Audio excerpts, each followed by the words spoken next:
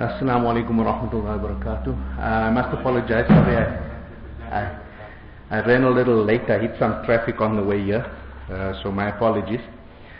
A'udhu billahi minash shaitanir rajim. Bismillahir rahmanir rahim. Today I wanted to talk a little bit about a personal experience and a personal journey. Must be almost 10 years ago now. I went to Makkah to perform the Hajj. It was immediately after 9/11, and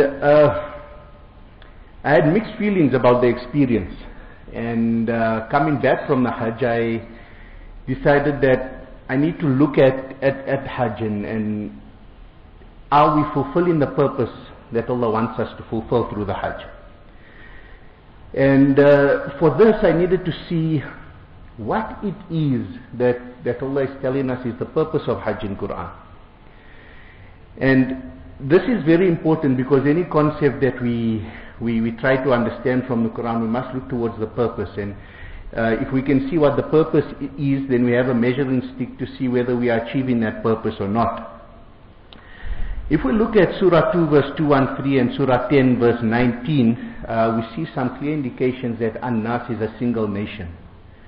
And in Surah 3 verse 110, Allah describes Khayra Ummati as those who enjoin good and forbid evil and can create an environment of safety, security and tranquility. In Surah Yunus verse 98, Surah 10 verse 98, we find that the only community that created this environment of safety, security and tranquility and benefited from it is the community of Yunus. And they profited from this, they benefited from it. The same word is used again in Surah 22 verse 28. But in Surah 10 verse 98, the result of them creating this environment of safety and security was that the adhab of this world was removed from them for a certain time. So the community of Yunus actually had they had a life of ease and of pleasure, and where they didn't have the adhab of this world, because they created this environment of peace and security that Allah wanted them to. Now, so we see when it's implemented properly, the Quran implemented properly, the way the messengers have said, this is the results we get. Now, if we look for the purpose of the Hajj in the Quran, we find in Surah 22 verses 27 and 28 that the call is made with the Hajj to An-Nas, not to Al-Muslimun, not to Al-Mu'minun, but to An-Nas, is the first thing we notice there. The reason given for the Hajj is that so they may witness the benefits. The same word that was used about the community of Yunus, that they benefited from the environment of peace, safety and security that they achieved. So we see that the purpose of the Hajj is for whoever's coming to the Hajj to witness certain benefits. And we need to see what these benefits are that they are to witness to achieve the purpose of the Hajj. As I mentioned in Surah 22 verse 27, the audience for the Hajj is An-Nas, which is something to remember, which we'll get back to a little later. Now, when I went for the Hajj, the other thing I noticed is that there are people who spend their entire lives saving up to go for the Hajj. Then there are people who come to the Hajj every year. There are people who come at their leisure to the Hajj. And I wondered, is this really a fair way of determining who is able to perform the Hajj or not? In Surah 3 verse 97, we've been taught traditionally that it is said it is the duty of those who can afford to go for the Hajj, to go for the Hajj. But when I think about it, I can't see that Allah would put the affordability as the criteria for you going for Hajj. It doesn't make sense to me. When we look at Surah Ar-Rahman, Surah 55 verse 33, we see that the same word is used that is translated as affordability, yet in Surah Ar-Rahman it's got to do with capabilities. In istata'tum, if you have the capabilities to pass beyond the heavens and the earth. So why are we considering it having to do with affordability?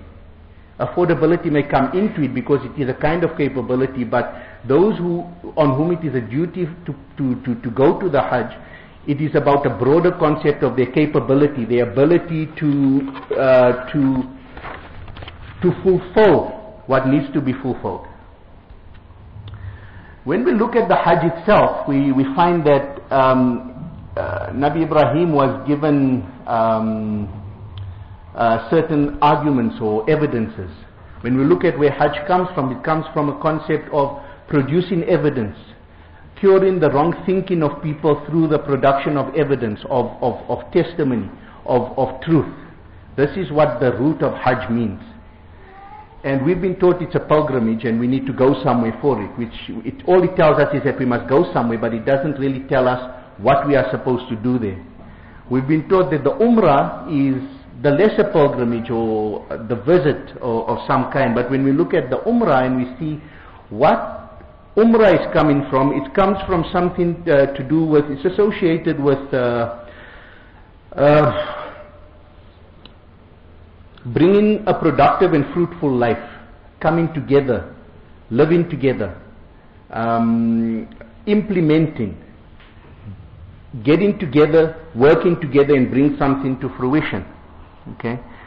Now if we bring all of these things together, and I don't want to here today say this is this, I'm just putting a few questions out there because there's some things for me when I attended the Hajj that didn't make sense, that didn't seem to be achieving the purposes, that the high ideals that Allah has set out for us, that we are supposed to achieve from the Hajj and Quran.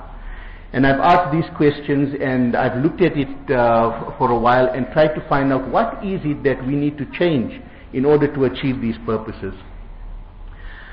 So if we are calling an-nas to benefit, to witness the benefits, what benefits are they going to witness? I believe that the benefits that need to be witnessed by those coming to the Hajj is an implementable system, a system that is operational, wherein certain things are being done, and when those things are done, the things that Allah promises will come out of that, you can see. So when you go, you see a people in a community that are living according to certain values, and those values they derive from Quran, and from the Quran there are certain benefits they get from it, there are certain results they achieve from it that Allah promises from going through this process. And those who come to the Hajj can then see what those benefits are. And this goes to why it's not about who can afford it that must go to the Hajj, but those who have the capability of absorbing what is happening there, going back to their communities, if they so choose to do, and tell their communities about it and start implementing processes and see if they can achieve those same results, which I understand in fact to be the Umrah, which is the implementation of those results that you try and carry forward from the Hajj. The benefits that you see in the Hajj are a result of something that is done. The benefits that the community has is something that is a result of what the community has done. And the delegates of the Hajj are supposed to go back after witnessing these benefits and try and implement it within their communities. They can then come back at the next Hajj and feedback and say, this is what we've tried. This is what has happened. This is what we've achieved. We've seen the benefits. We haven't seen the benefits. Maybe there's something we haven't done that's quite right. How do we go about achieving these benefits? Now, it's not to say that the going for the Hajj and the rituals is something that you shouldn't be doing, but those rituals of Tawaf, of Safa and Marwa, when we study them, have deeper meanings. The Tawaf is representative of not so much going around something, but going among things, being among the people to understand what their concerns are, so that you can implement what you need to see those benefits. The same word is used for a security guard in Arabic, because he moves around his area that he's patrolling. He needs to be on the ground and see what's happening, so that he knows what needs to be done. When we look at the concept of Safa and Marwa, even though they are places, Why are those the names of those places? They have to do with extracting what is good and pure from the Sha'air Allah, which is the intimate knowledge of Allah.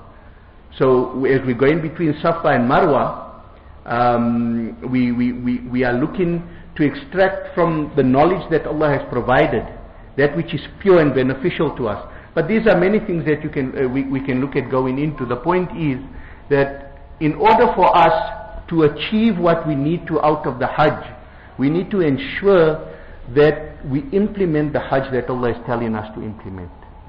The Hajj has to be more than the Tawaf and the Safa and Marwa, because the call in Quran is to address, to call An-Nas to the Hajj.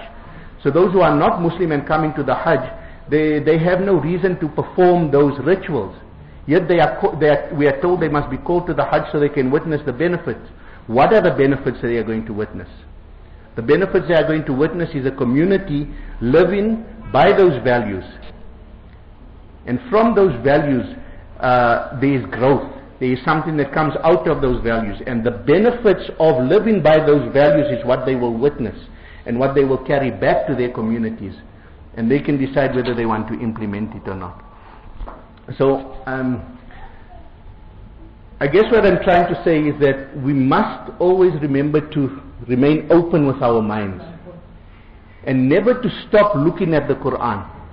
Because in the same way as the golden age of Islam has passed us because we stopped, we thought, okay, we've done this and it stopped, and everybody else has taken that and moved on with it, we need to keep doing the same thing. We need to not only, the golden age of Islam is usually thought of in terms of technology, science, medicine and these kind of things. But what about the very, very central concept of the Quran of social development and the development of social equity? We need to ensure that we move forward with that as well, and we don't stagnate with that. We don't stagnate at the point where we want to just do for ourselves and throw down to those who don't have, but rather develop those that don't have. So when we talk about moving forward, we're not only talking about science and technology, we're talking about social justice and social equity. We need to make sure... You're a new Imam. No, I'm not an Imam. So we need to make sure that we push forward with the idea of social equity and social justice. As much as we are saying we must push forward with science and technology, we should not leave behind that idea of social equity that needs to be achieved.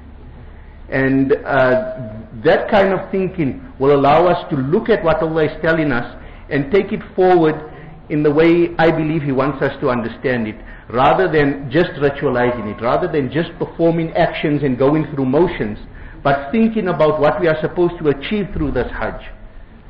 What are we supposed to achieve? And whenever we are asking anything in the Quran, we need to ask, what is the purpose of it? Why is Allah saying we must do this? And Allah doesn't just tell us to do things, He gives us the reason why we should do it. And the reason for the Hajj is to invite all of Insan so that they may witness the benefits of the community living by Quranic values. And again, I'm very sorry that I was late and I had to cut it a little short. Shukran and assalamu alaikum wa rahmatullahi wa barakatuh.